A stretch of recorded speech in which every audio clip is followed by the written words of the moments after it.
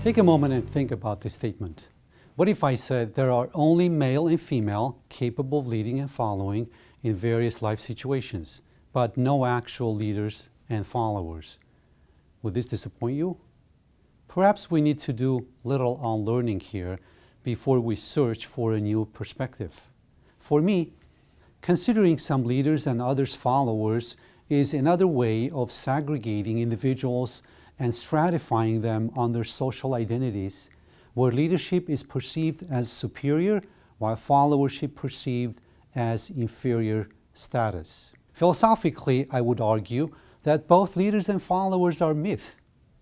Anyone can lead or follow if she or he chooses to do so, because leading and following are human functions practiced by everyone consciously or unconsciously. So, can leading or following be perceived as functions? If your answer is yes, how can a function be a person, a leader or a follower? For instance, if you're eating, how fair it is to depict you as an eater. Or if you're sleeping, may one call you a sleeper? You do not eat and sleep all the time. It makes no sense. Therefore, leader or follower as a noun is a myth, while lead or follow as a verb is a reality. Linguistically, leadership or followership, which assumes process, cannot be a person, leader or follower. If one needs to emphasize the process of leading or following, then new terms such as leadship and followership must be introduced. My psychological argument goes like this. Every human being may be involved in leadship or followship processes, or in leading or following as functions. For instance, in one situation I may be leading, in another following, or even more interestingly, leading and following may occur concurrently. Anthropologically, leading and following as roles are clearly defined in each culture or society. Unfortunately, influenced by the industrial view of leadership, both leadership and followership have been separated as different processes and entities. Instead, leading and following should be perceived as a continuum or one function, or the two sides of one same coin. For instance, right now, I'm teaching a class, which is a leading function, right?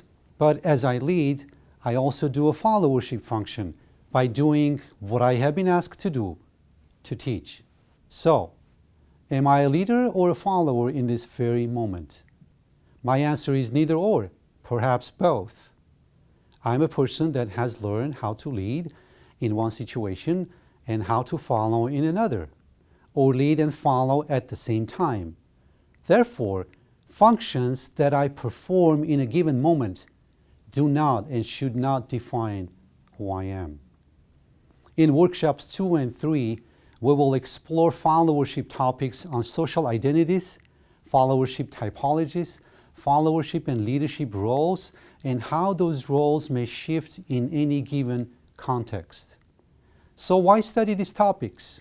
It is important to understand and map your own social identity because it has direct impact on your leading and following behavior. As you learn about your own social identity, you will be invited to compare it with Jesus' social identity and analyze its impact on your own leading and following. You will also learn followership types according to the three main theories, Kelly, Chaliev, and Kellerman. This knowledge will enable you to match your own leadership style and followership types with others. The outcome of this exercise will make you both more sensitive to others and increase your effectiveness in your own leading and following.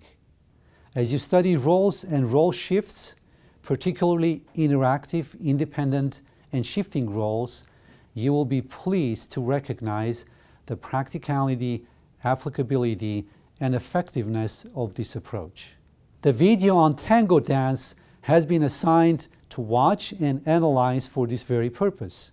Finally, as you learn about various followership types, compare them with Jesus' followership types and how this knowledge may impact your own followership and leadership. Enjoy it. See you next time.